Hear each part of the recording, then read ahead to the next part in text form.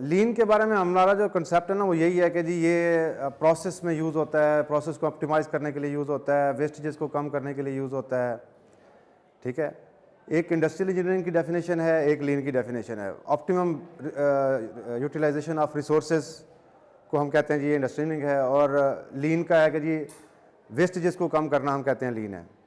लेकिन लीन आपका इन सारी चीज़ों से डिफरेंट है, जो आप समझते हैं थोड़ा सा इससे डिफरेंट है। लीन आपका है कि आपने अपनी ज़िंदगी भी आसान करनी है और लोगों की ज़िंदगी भी आसान करनी है।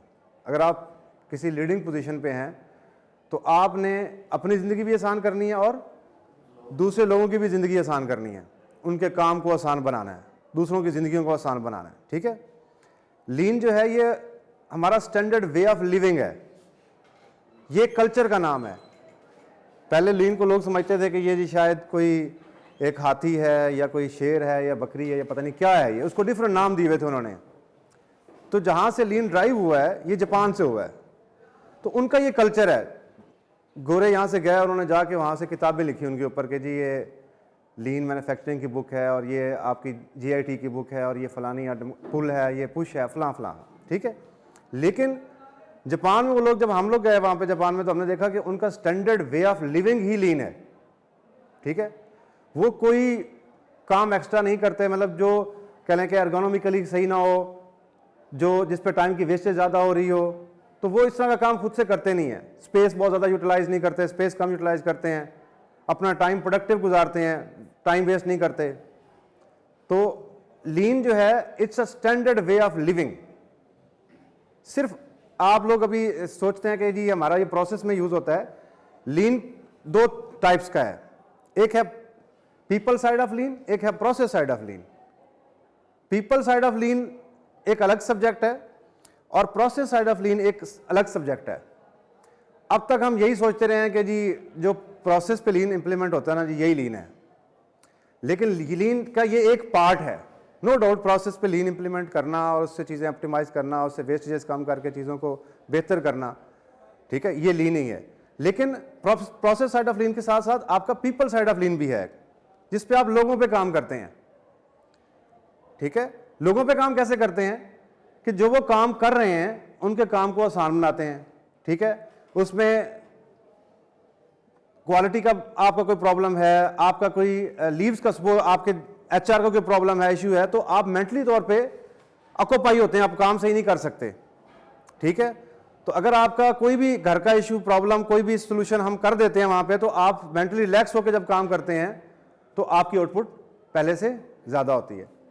ठीक है, आपको एक ऐसा एनवायरनमेंट प्रोवाइड करना जिसके अंदर आप रहते हुए आप अपने काम को बेहतरीन परफॉर्म कर सकें, वो उसको कहते हैं पीपल साइड ऑफ लीन। आपकी बसेज हैं, आप बसों में आते जाते हैं, अगर उसमें आपको सुबह आते हुए शीशे नहीं लगे हुए और हवा लगती है तो आप बीमार हो सकते हैं।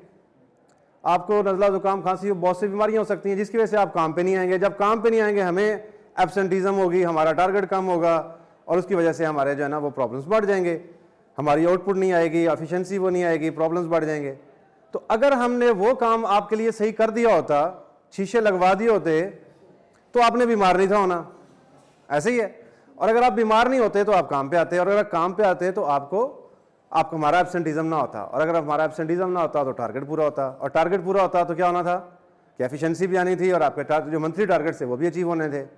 ठीक है, तो हम इस चीज़ को निगलेक्ट करते रहे। हमने कहा नहीं जी हमारा सिर्फ हमने प्रोसेस को बेहतर करना है, हमने लेआउट सही बनाना है, लीन लेआउट बनाना है, हमने बंदे जो है ना वो लीन के मुताबिक बिठाने हैं। ठीक है, वेस्टेज कम करनी है हमने, उसमें हमारे जो 7 वेस्ट हैं उस पर हमने फोकस किया कि ये 7 वेस्ट अगर 8 वेस्ट हम काम कर लेंगे तो हम जो है ना या 5S इंप्लीमेंट कर लेंगे या विजुअल मैनेजमेंट कर लेंगे तो हमारा जो है ना ये लीन इंप्लीमेंट हो गया। लेकिन उसको सस्टेन किसने करना है? सस्टेन हमने करना है, इंसानों ने करना है। और जब इंसान मेंटली ठीक ही नहीं होगा, ऑक्यूपाई होगा, तो क्या होगा, वो आगे परफॉर्म ही सही नहीं कर सकेगा। तो फिर जो लीन हमने इंप्लीमेंट कर दिया है वो किस तरह सस्टेन होगा? नहीं होगा ना सस्टेन। आपका खाना है, आपको खाना सही नहीं मिलता, ठीक है, आपको रोटी ठंडी मिलती है, तो क्या उसका क्या इंपैक्ट होगा? आप लोगों की फ्रस्ट्रेशन आएगी ना कि यार हम काम करने के लिए आते हैं, हमें खाना ठंडा मिलता है, हमें सालन सही नहीं मिलता, इसमें ये चीज़ मसला, इसमें ये मसला। तो जब तक ये मसले आपके सॉल्व नहीं होंगे आप मेंटली ऑक्यूपाइड रहेंगे, फैक्ट्री के अंदर आके भी ऑक्यूपाइड रहेंगे।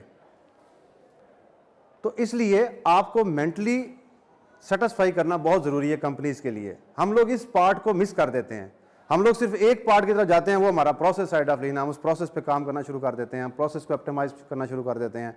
हम कहते हैं जी इसमें आप GIT कर दें, पुल पुश का सिस्टम लगा दें, कानबान का सिस्टम लगा दें, 28 टूल्स हैं वो सारे इंप्लीमेंट कर दें। लेकिन जब तक हम इंसानों पे काम नहीं करेंगे, उनको मेंटली रिलैक्स नहीं करें। आपके घर में बच्चा बीमार है, आप यहाँ पे आ गए काम पे, ठीक है, माँ बीमार है, भाई बीमार है, बहन बीमार है, आप काम पे आ गए, तो आप मेंटली तो वहीं पे ऑक्यूपाइड है ना, तो काम तो ठीक नहीं होगा। आपकी छुट्टी नहीं लग रही, आपने 2 छुट्टियां की है किसी वजह से भी, तो HR आपको जाना पड़ रहा है या फाइनेंस में जाना पड़ रहा है, तो काम का खर्च हो रहा है ना। हमारे यहाँ लीन के अंदर एक कंसेप्ट है सर्वेंट लीडरशिप का। किसका? Servant leadership. ये भी लीन ने हमें सिखाया है। वो कहता है कि आपने सोर्स पे जाके, जहां पे बंदा बैठा हुआ है उस पे जाके उससे प्रॉब्लम पूछना और उसका प्रॉब्लम वहां पे सॉल्व करना है। वो बंदा अपनी सीट से उठ के जाके अपना प्रॉब्लम सॉल्व कर रहा हो। तो हम क्या करते हैं ऐसे, मैंने कितनी दफ़ा देखा आप लोगों को, आप लोग अपना काम छोड़ के जा रहे होते हैं, फाइनेंस में जा रहे हैं जी, वो हमारी सैलरी स्लिप में कोई इशू आ गया जी, प्रॉब्लम आ गया, को हमारी छुट्टी नहीं लगी जी, ये HR यहाँ से उठ के उधर जा रहे होते हैं आप। तो आप लोग मेंटली ऑक्यूपाई होते हैं कि यार मेरे 4 पैसे जो है ना वो ना कट जाएं, मेरी छुट्टी सही लग जाए। तो अगर हमारा HR का बंदा फ्लोर पे आके आप लोगों से पूछे कि जनाब आपका कल आप छुट्टी पे थे, खैरियत थी, लाइन मैं आपकी लीव फिल करके लेकर आया हूँ, आप अपने साइन कर दें, मैं आपकी छुट्टी लगा दूँ, तो आप मेंटली रिलैक्स हो जाएंगे ना, साइन करेंगे, रिलैक्स हो, यार मेरा काम तो यहीं बैठे बैठे हो गया। तो दूसरा ये कि लीन का जो मेन जो 2-3 फंक्शन है ना, सिर्फ ये नहीं कि वेस्टेजेस को ख़त्म करना, जो मैंने आपको बताया ना कि अपनी भी ज़िंदगी आसान करनी है और लोगों की ज़िंदगी भी आसान करनी है, इसके पीछे भी एक पूरी थीम है। अपनी ज़िंदगी कैसे आसान करनी, कि अपने काम को आसान बनाना है। अपने काम को आसान कैसे बनाना है कि आपने अपने काम को रिपीटेडली करना है और जो गिवन साइकिल टाइम है उसके अंदर करना है। अगर आप उसके अंदर करते रहेंगे तो आपका बार बार परफेक्शन आ जाएगी ना काम करने में। जब उसमें परफेक्शन आ जाएगी तो आपका वो काम जो पहले 10 सेकंड में, 15, 20, 40 सेकंड में हो रहा था, वो कम होके 30 सेकंड में आ जाएगा। तो 10 सेकंड आपने सेव कर लिया, आपकी आउटपुट बढ़ जाएगी। ठीक है, तो ये आपने अपनी ज़िंदगी आसान कर ली। अब आप एज ए सुपरवाइजर लोगों की ज़िंदगी कैसे आसान कर सकते हैं कि आप उनको प्रॉपर मशीन दें, प्रॉपर काम दें, ठीक है, उनको प्रॉपर मेथड सिखाएं, उनको प्रॉपर ट्रेनिंग दें और उनका जो मेथड है पिक करने का, डिस्पोज करने का, वो उनको दें, तो उससे उनका साइकिल टाइम कम होगा। ठीक है, तो इस तरह आपने अपनी ज़िंदगी भी आसान की और अगले बंदे की भी ज़िंदगी आसान की। तो इसको हमने कहना है कि लीन मैन्युफैक्चरिंग या लीन कंसेप्ट। हमारा सिर्फ एक ही कंसेप्ट है कि जी हमने वेस्ट कम करनी, 7 वेस्ट कम करनी है तो हमारा लीन हो जाना, ऐसा नहीं है। 7 वेस्ट इसका एक बहुत छोटा सा पार्ट है, या 8 वेस्ट, ठीक है। 5S इसका एक बहुत बेसिक सा इनिशियल सा पार्ट है। आपका लीन स्टार्ट ही 5S से होता है, अब तो 7S आ गया है, उसमें चलो सेफ्टी ऐड होगी, ये समझ आती है कि हमने सेफ्टी के साथ काम करना है सारा। ये स्पिरिट को एक्सप्लेन करें, वेरी गुड। और एम्प्लॉय मोटिवेशन, एम्प्लॉय एंगेजमेंट, ठीक है, एम्प्लॉय मोरल, ये सारी चीजें किस में आती हैं? जब आपकी एंगेजमेंट नहीं होगी एम्प्लॉयज के साथ, एम्प्लॉय का मोरल डाउन होगा, तो ये क्या हम ये सारी चीजें अचीव कर सकते हैं?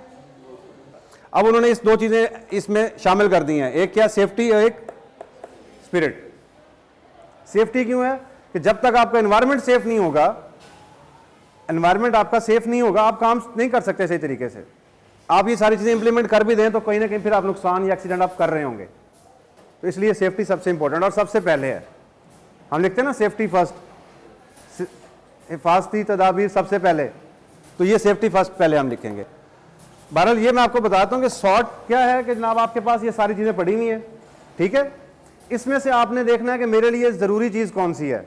सबसे पहले आपने देखना है, आपने ज़रूरी चीज़ें और गैर ज़रूरी चीज़ें अपनी अलग अलग करनी है। इसको कहते हैं सॉर्टिंग, ये बड़ा इंपॉर्टेंट है। और जिसको आप समझते हैं कि यार ये ज़रूरी तो है लेकिन मेरे अभी यूज़ में नहीं आनी अगले 6 महीने, तो उसको आपने रेड टैग एरिया बनाना है, उसके अंदर रख देना है, ठीक है। रेड टैग एरिया मतलब ये कि एक ऐसा एरिया बनाना है जो कि जितना भी आपका ऐसा सामान जो आपने 6 महीने, 4 महीने, 3 महीने, 2 महीने बाद यूज़ करना है, वो वहाँ पे आप रख देंगे।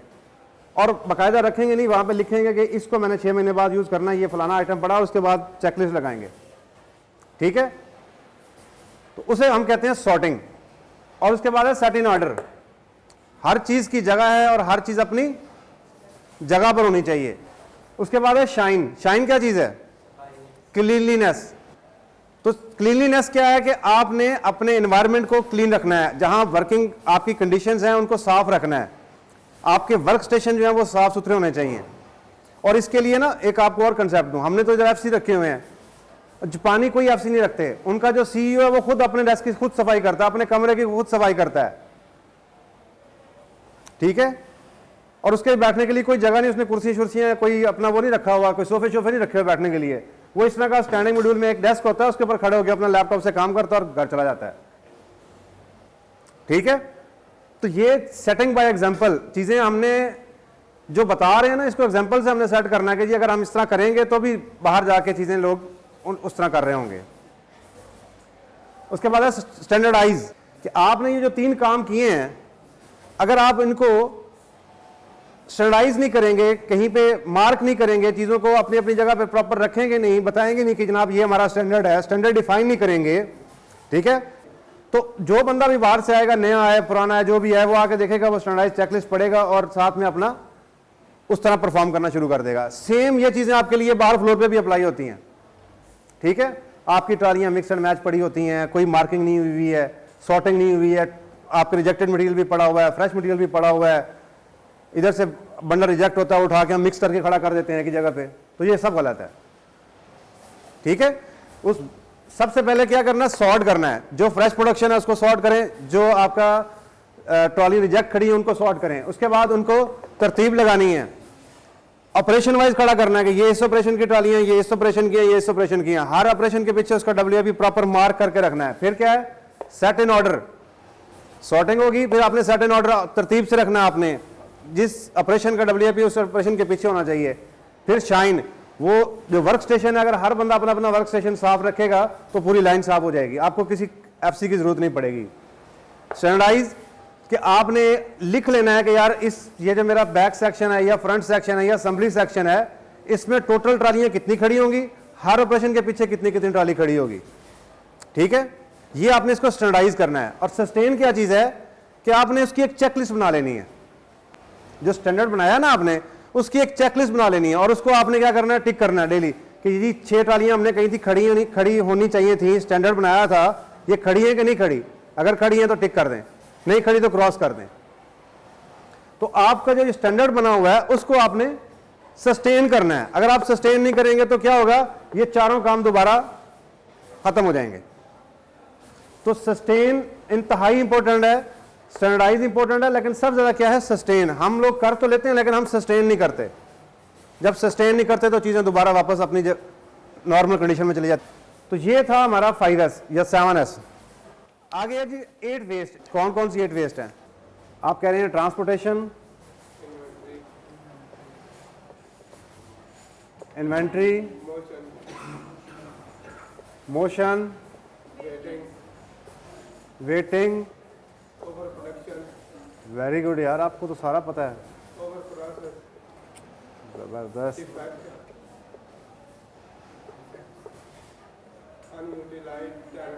जबरदस्त यार।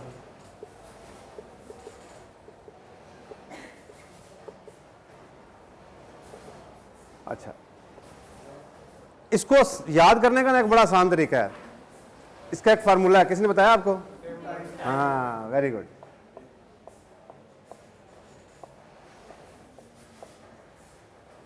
और आपने मुझे ऐसे लिखवाया है। ट्रांसपोर्टेशन ये है कि आपने एक चीज पे काम कर लिया, एक आपने गारमेंट बना लिया, उसको आप कभी स्मॉल पार्ट में घुमा रहे हैं, कभी बैक में घुमा रहे हैं, कभी फ्रंट में घुमा रहे हैं, कभी फाइनल पे लेके जा रहे हैं, फिर उसको यहां से उठा के उधर रख रहे हैं, उसको उठा के उधर रख रहे हैं, उसको उठा के उधर रख रहे हैं, ये सारी वेस्ट है। इसको कहते हैं ट्रांसपोर्टेशन वेस्ट। कस्टमर हमें किस चीज के पैसे देता है? सिर्फ वैल्यू एडेड काम के। वैल्यू एडेड काम क्या होता है? वैल्यू एडेड, ये बड़ा इंपॉर्टेंट है, वैल्यू एडेड और नॉन वैल्यू एडेड।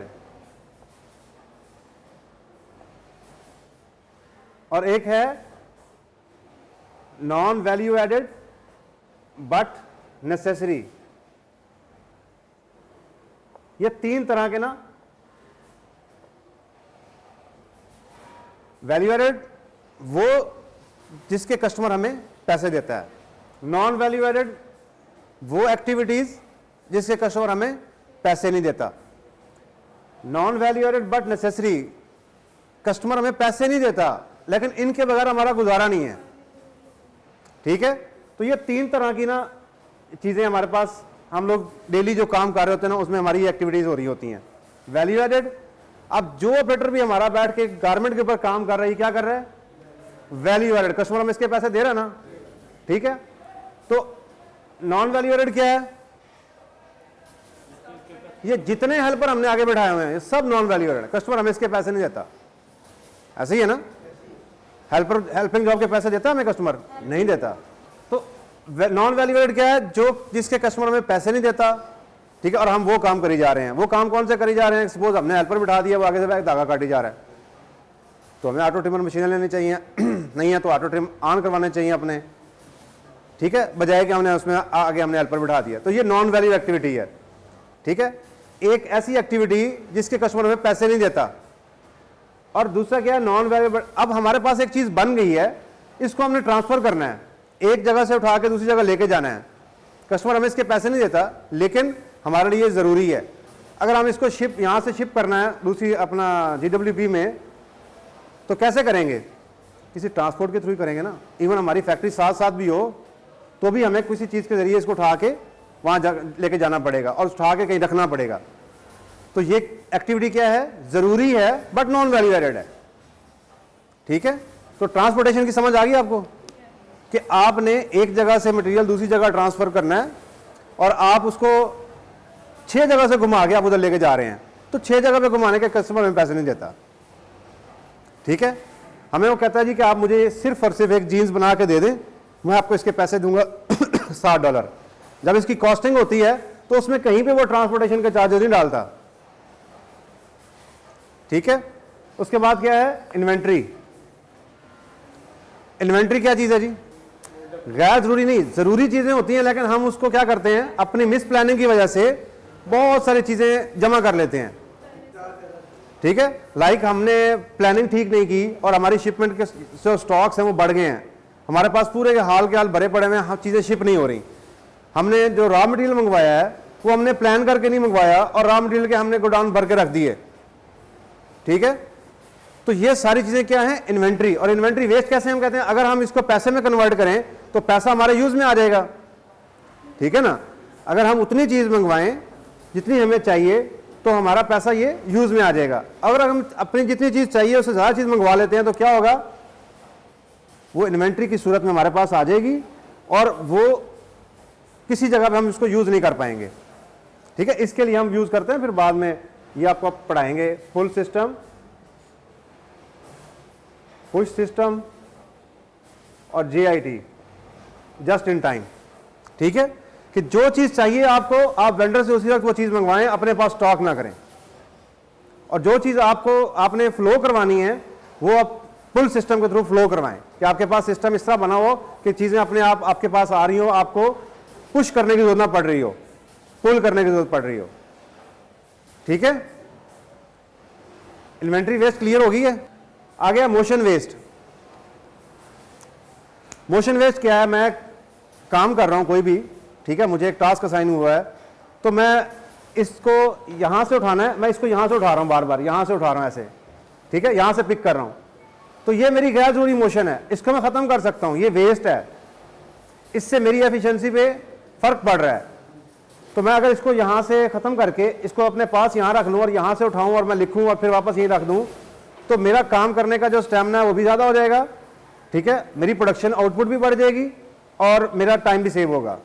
तो इसलिए कहते हैं जो गैर जरूरी आपकी हरकत सकनात होती है ना, ठीक है, कि आपने कहीं यहाँ से चीज़ उठानी है, यहाँ से उठानी है, यहाँ से उठानी है, या पीछे से कोई चीज़ उठा के लेकर आनी है, या वहाँ से उठा के लेकर आनी है, तो ये आपकी सारी मोशंस वेस्ट हैं। आप अपने वर्क स्टेशन को इस तरह डिज़ाइन करें कि आपको ये इस एरिया के अंदर आपको सारी चीज़ें मिलें, ठीक है। इसको कहते हैं work place layout. Work place layout क्या होता है कि आपने जहाँ बैठ के काम करना है उसके अंदर रहते हुए आपने सारा काम, आपको चीज़ें मिले। अगर आपको कहीं से चीज़ उठानी पड़ रही है, ये वाला मोशन या ये वाला मोशन, तो ये आपका क्या है? गैर जरूरी और वेस्ट है, ठीक है। उसके बाद है वेटिंग वेस्ट। काम नहीं है, बंदा बैठा हुआ वेट कर रहा है, गप्पे मार रहा है, मशीन ख़राब हो गई है, ऑपरेटर बैठा वेट कर रहा है। तो ये सारी क्या है? Waiting waste. जब भी आप इंतजार में बैठते हैं, कोई काम आपको इंतजार बुरा लगता है ना? क्यों लगता है? आप किसी डॉक्टर के पास जाते हैं, बाहर बैठे वेट कर रहे होते हैं आप लोग, तो लगता है ना बुरा बहुत ज़्यादा। तो वो जो वेट हम कर रहे होते हैं ना, वो हमारी सारी वेटिंग वेस्ट है। तो हमारे काम में भी कहीं पे भी अगर हमारे पास एक्सेसरी नहीं आई और हमारा चीज़ें मटेरियल जमा हो गया, तो वो भी वेटिंग ही है, हमारे मटेरियल की वेटिंग है। किसी एक मटेरियल की वजह से दूसरा हमारा जो ऑर्डर है वो वेट कर रहा है।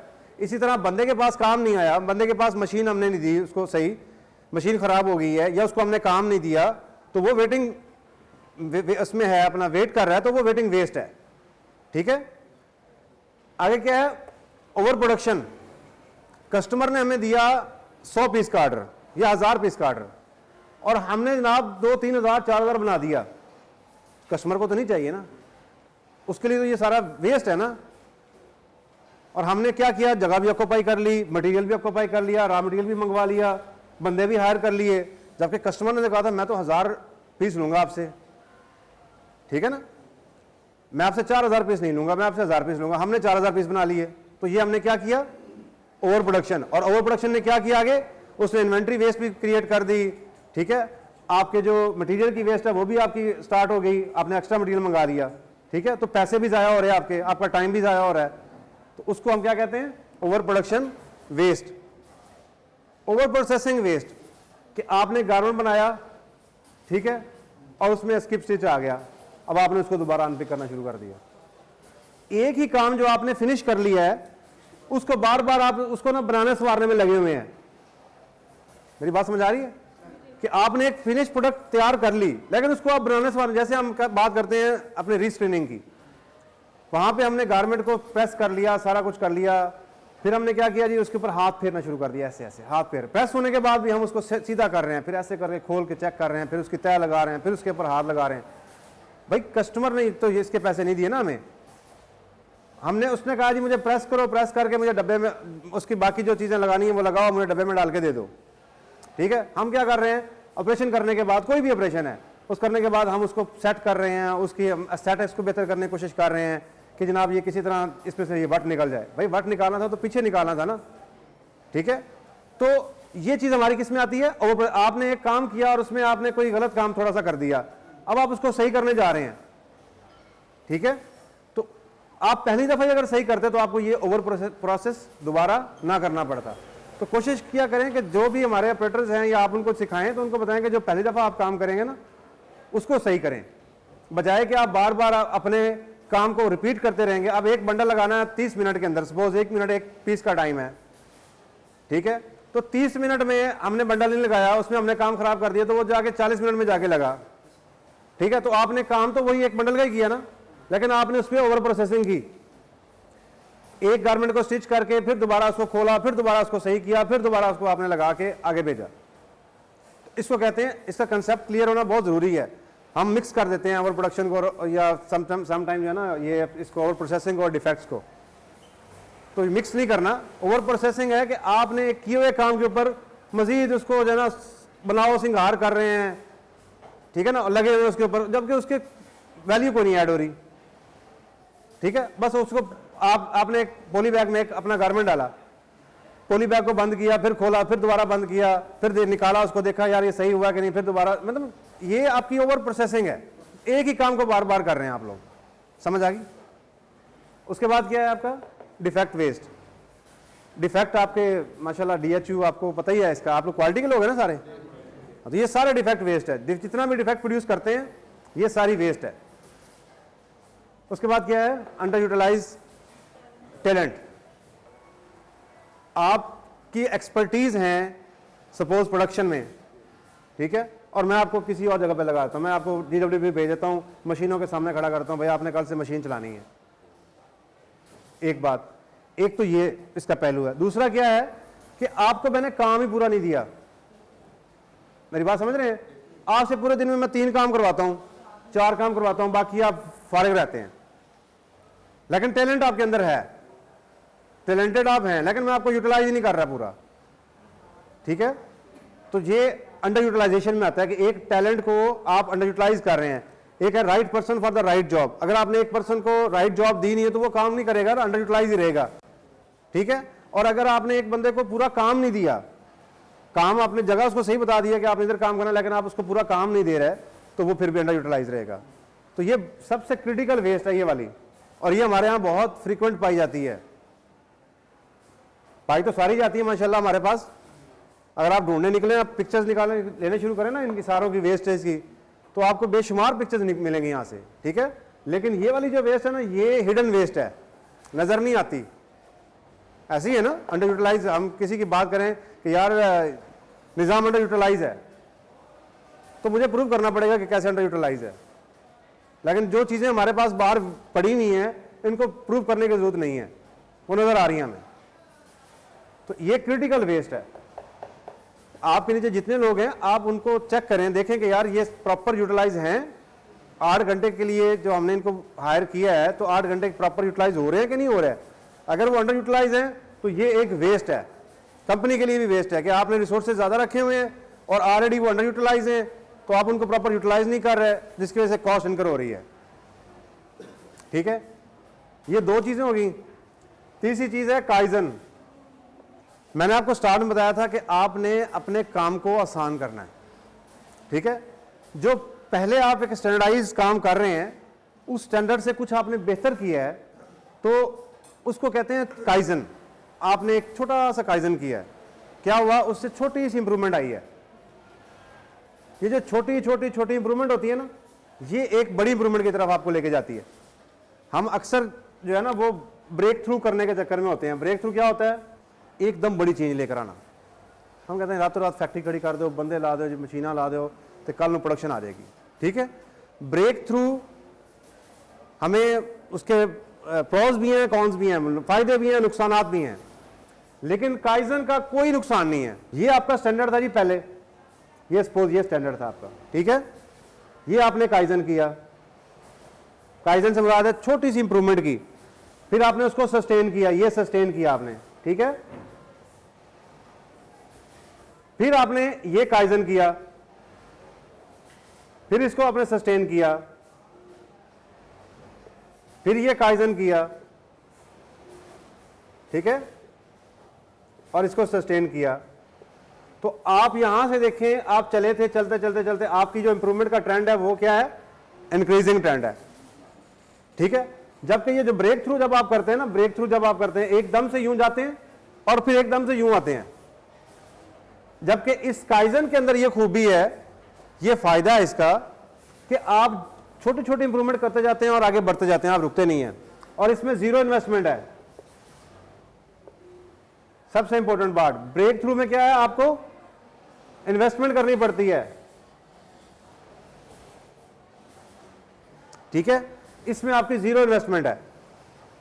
आपने अपने काम को बेहतर बनाना। मैंने आपको स्टार्ट में बताया था कि अपनी भी जिंदगी बेहतर करनी है और अपने साथ वाले की जिंदगी भी बेहतर करनी है, उसकी जिंदगी को आसान बनाना है। तो ये आसान बनाने, जो आसान बनाने का काम है, उसको क्या कहते हैं, kaizen. Change for good, change for better. काई और जैन, ये 2 वर्ड्स हैं जिनका मतलब क्या है। काई का मतलब क्या है, चेंज, और जैन का मतलब क्या है, गुड या बेटर। तो बेटर चेंज, अपने आप को, अपने स्टैंडर्ड को हमने चेंज करना है, लेकिन इस तरह नहीं करना कि आपने चेंज सिर्फ अपनी विश के लिए किया कि यार मैं समझता हूं कि अगर हम ये चेंज कर लें तो हम इंप्रूव कर लें। ऐसा नहीं है। जब भी आपने काइजन करना है, अपने पूरी टीम के साथ करना है, ठीक है। जो सप्लायर है वो, जो कस्टमर है वो, इन दोनों को कंसर्न होना जरूरी है, कस्टमर और सप्लायर का। यानी एक बंदा जो काम जिसने करना है, और ऑनर, प्रोसेस ओनर, जिसे हम कहते हैं प्रोसेस ओनर। सपोज मैंने सोइंग के अंदर, मैं आपको इसकी एग्जांपल मिसाल देता हूं कि हमारे पास अभी ओवर टाइम लग रहा है, ठीक है। ओवर टाइम की रीजन क्या है कि हमारे पहले 3 घंटे फारिग जाते हैं, काम नहीं होता। ऐसे ही है ना, ये प्रैक्टिकल एग्जांपल बता रहा हूं आपको। पहले 3 घंटे में काम क्यों नहीं होता, हम कहते हैं जी हमारे पास ओवर टाइम लगता है, ठीक है। ये हमारा प्रॉब्लम है, इसको मैंने प्रॉब्लम लिख दिया, ठीक है। ओवर टाइम क्यों लगता है जी,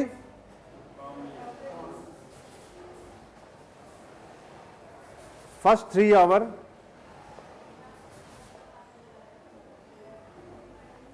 नो वर्क, ठीक है। वाई, क्यों नहीं होता काम? पहले 3 घंटे में काम क्यों नहीं होता? No WIP maintained operation wise, ठीक है। क्यों नहीं मेंटेन करते? क्यों नहीं मेंटेन करते? मॉर्निंग नाइट नो कोऑर्डिनेशन, क्यों नहीं है? क्यों नहीं है? नो कोलैबोरेशन, कोलैबोरेटिव मीटिंग,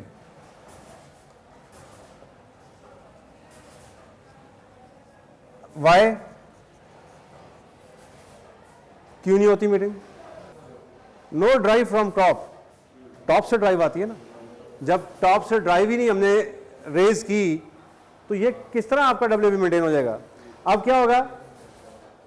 अब हमने प्रॉब्लम सॉल्व करना है, तो कैसे करेंगे? ये एक मैं काइजन का तरीका बता रहा हूं, ठीक है, कि हमने काइजन करना है जी, कि हमने ओवर टाइम खत्म करना है, ठीक है। अब ओवर टाइम कैसे खत्म करना है? हम एक लाइन चूज करेंगे, इसके हम ऊपर काइजन करेंगे, ठीक है। हम पूरे सिस्टम को नहीं लाएंगे, एक लाइन से स्टार्ट करेंगे कि पहले हम यहां से शुरू करेंगे, एक लाइन से। ड्राइव देने वाले हम ही है ना, फैसला करने वाले हम ही हैं। हमने कहा कि आप डेली 5 बंडल 10 बंडल हर ऑपरेशन पे, जो ऑपरेशन वाइज हम मेंटेन करेंगे अपना WIP, ठीक है। मिनिमम WIP हम कहेंगे जी 4 बंडल हमें हर ऑपरेशन पे चाहिए, क्लोज आउट सीम से लेके और आगे तक और पीछे से, बैक फ्रंट से, ठीक है। तो पहले हम WIP अपना ऑपरेशन वाइज मेंटेन करेंगे।